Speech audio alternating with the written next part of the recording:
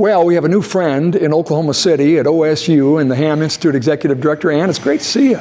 Great to see you. Thank you for taking the time to visit with me today. We appreciate it, and for you and your whole crew coming to Oklahoma. I think we had a pretty good representation from North Dakota, all friends of Harold, of course, and he has a great history up there, and what a great human being, as I know you know, and we think the world of him, and this entity that you're operating really elevate that genius, doesn't it?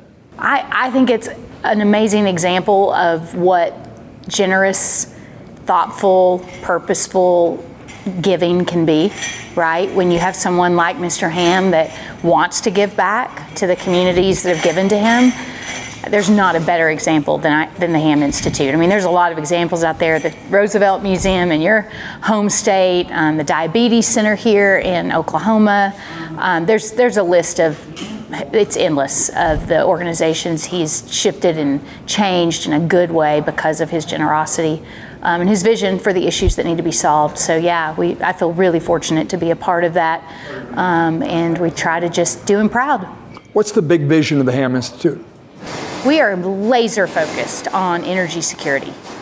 We truly believe deep down in our hearts that if we focus narrowly on that, then everything we do, if it is driving us towards energy security, then we're able to measure our impact. We truly can. We're not just out there floating with some ideas. We're not just studying ideas, we're actually solving them. And so with that in mind, it's a pretty easy task and a really enjoyable and rewarding one.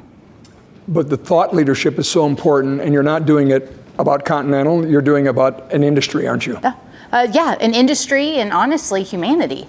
I mean, we went back and forth a lot on our mission statement. We're a fairly new organization. The Hamm Institute at OSU was founded 4 years ago, and really have just kind of gotten our wings the last few years.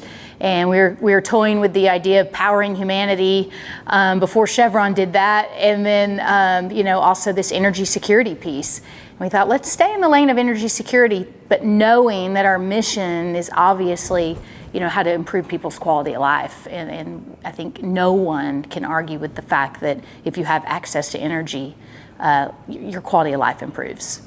And talk about the different tentacles of that and how you have these conversations. This week was a good example with the Powering AI Summit. What was the genesis of that? What stool of that larger energy security piece do you see that playing? Multiple legs. I mean, it really does. I think the immediate call to action and the rationale for gathering here today was we were worried that there wouldn't be enough energy supply to meet the demand that artificial intelligence is going to require. And that's all energy. That's not just natural gas. That's not just nuclear. That's not just geothermal, wind, solar, hydro. You can keep going down the list. There's a real call from the tech community that they're worried about there being enough supply that could feed into the existing infrastructure of our national grid. And you know some people, I think, that could maybe help with. Yeah, maybe. But to make sure that each piece of that supply chain, from beginning to end supplier of the folks that are needing it, that they have what they need to be successful. And so that was the idea behind today. Let's bring in tech. Let's bring in the energy industry, let's bring in the power industry, let's get them in front of our government officials that can actually help craft some language and policy to make sure we're being intentional about the policies that are going through. It was great seeing the cabinet members here today. They've got a big job. They're running huge agencies. So then to come to them with this permit in this city on this pipeline isn't working, or why are we not having why are we not doing this? And why aren't we investing in this? And how do we, reinvigorate and spend money and the time and resources needed to rebuild our national infrastructure? Where do you even begin with that? Because it touches all those different agencies. And so if we can help lighten that burden, if the industry people, if the partners in academia can help come up with a plan and a few ideas that could actually be actionable and implemented sooner rather than later, I would view that as a success from the day. You had a great concept for this conference in that you asked everybody to bring an answer to a question. For the government leaders, it was, what are people in this room from industry? What can they do? How can they move the needle quickest? And the opposite, obviously, for the industry folks saying, here's what government could do for us. And I think I heard Lee Zelen said, bring me every big idea. Like, wow, right? No idea is too big. Bring it to us. When has the government ever asked us for that? Yeah, exactly. And I mean, I think that was wonderful. An example of all the answers you heard today. I imagine you got a long list, but what sort of stuck with you? I think I had two. The Google Cloud gentleman at the end, Matt Rotaliaga, we'll have to double check that. Matt from Google. Matt from Google Cloud. Technically speaking, I really found his comments to be something that we could act on right away, when he was being very specific about what the workforce needs to look like in order to do what they want to do. I mean, they've been able to invest in Oklahoma because of, low energy costs, and some of the regulation was better than the other states. But Oklahoma and Iowa, I think, are where their largest investments are, and it's for practical reasons. But he was worried about the human capital piece and how we're going to train the people to be able to do what needs to be done in AI. So that I think needs more attention than what we're giving it. I think we all just assume this technology is so great that it's going to take care of itself. But it needs the human workforce behind it. And we're not necessarily skilling people to the level they need to be skilled to get ahead and to lead on this. My other favorite thing was Administrator Zeldin. I love that he, one of his principles in work and in life is just to love the people you're with.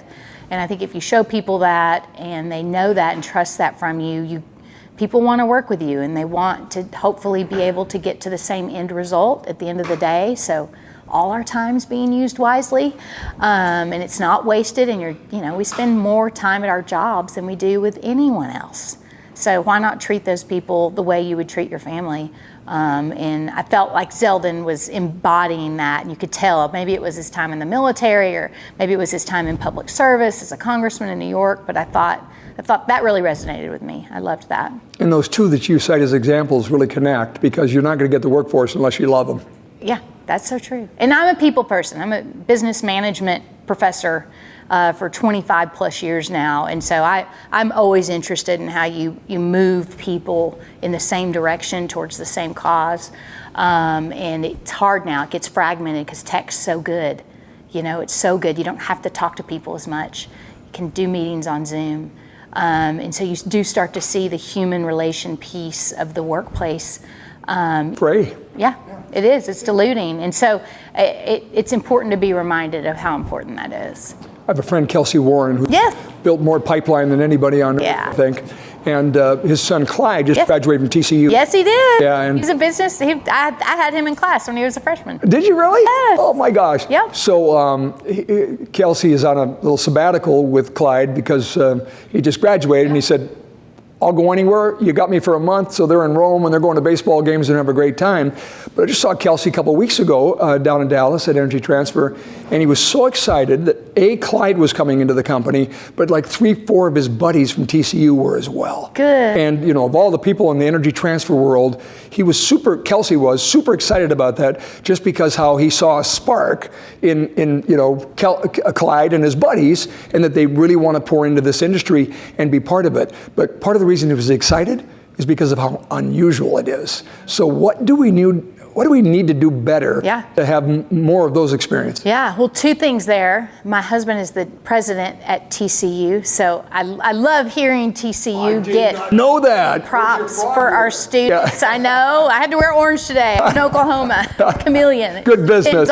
Good business. But I think exactly. I mean, we have chosen. I mean, we're wearing these hats because we've chosen to invest in trying to do things a little differently than maybe other academic institutions would do, and we're going to have some fun with this. And I think to Grant Cardone's message earlier, you have to speak to this generation in a way that they can hear you. And you can't keep going at them with energy's great and why aren't you a petroleum engineer, and instead create value for them. It's not an emotional argument. It's very tactile. Is this going to be of value and why? And so we're excited to do the Energy Freedom Tour across the United States, all next year. We will have special guests of honor at each university that we're at, alma maters from that university, so they can see an example of what success looks like with someone that's dedicated their career to energy. But more importantly, get them excited about it through a variety of different, interesting, fun, collective, kind of just the power of gathering humans and what can come from that in a shared cause. So we're going to be doing that all throughout the country. We're going to bring Harold on as many of them as he wants to go on. And we're excited. We're excited to hit the college campuses and talk about why this is such a fantastic career to be a part of. Well, speaking of Harold, actually, I did a version of that in North Dakota with him years ago. Yeah. Got him to University of Mary, NDSU, UND, and obviously a lot of our thought leaders and business leaders were enamored to meet Harold and understand the business a little better. But without question, the best part of bringing Harold on campus was seeing how the students reacted to him. Yeah. Did you see today at the Yeah. end of the day? Yeah. Who flocked down there to him? All the students, they wanted pictures. All the wanted to young say hi. students, Yeah. and it's such an important thing to see and remember. And the more he can get out and be that living, breathing example of here's what happens when you work hard about something that you care about. That's inspiring, for someone to see. That's what you need them to see. What's amazing to me, there's the biggest of the big were here, from NVIDIA to Google to Meta to all of them. You had them on panels, they were here. I mean, you don't get any bigger than the power that was in that room, literally. And yet none of what they want to do happens without the youth of America ultimately deciding that's a mission field that I want to enter. So I could fill a book with the good ideas I heard over the last 2 days. Good. From your good work here. Good. The hats we're wearing and that tour, I think, is essential to doing everything they want to do, isn't it? Yeah, 100%. That's why we're doing it. How do you decide where to go? We are, some of them will be opportunistic.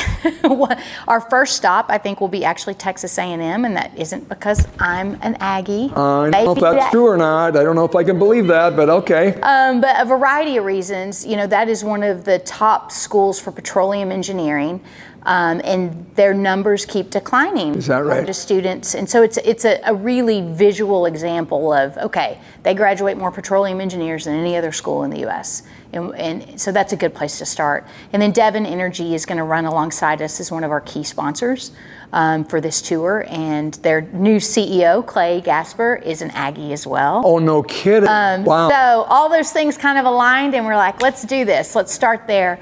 But really, we'll be identifying colleges where we think that the message is probably needed the most. Where either the level of curriculum there is so fantastic for the energy space, and we need to make sure we're growing those numbers at that school, or if it's a place where maybe politically, traditional energy has not gotten its fair voice.